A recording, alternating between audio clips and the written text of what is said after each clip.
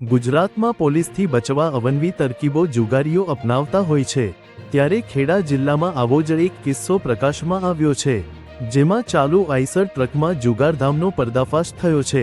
ખેડા એલસીબીને ચાલુ ટ્રકમાં જુગારધામ ચાલતું હોવાની બાતમી મળી હતી, જેના આધારે શંકાસ્પદ આઈસર ટ્રકને અટકાવીને પૂછપરછ કરતા ટ્રકમાં લોકો જુગાર રમતા હોવાનું જણાયું હતું। ખેડા જિલ્લામાં એક ભેજાબાજે જુગાર રમવાનો નવો કિમિયો અજમાવ્યો હતો, જો કે તેનો આ કિમિયો પોલીસ પાસે નિષ્ફળ ગયો હતો। ખેડા એલસીબી અને એસઓજી પોલીસે ચાલુ આઈસર ટ્રકમાં જુગારધામ ચાલતું હોવાની બાતમી મળી હતી, જેના પગલે હાઈવે પર નાકાબંધી કરી દીધી। આ દરમિયાન મહુધા ડાકોર રોડ પર ઉંદરા ફાટક પાસે પસાર થઈ રહેલી શંકાસ્પદ આઈસર GJ38 1551ને અટકાવવામાં આવી હતી। આ પછી પોલીસે પૂછપરછ કરતા જુગારધામ ઝડપાયું હતું।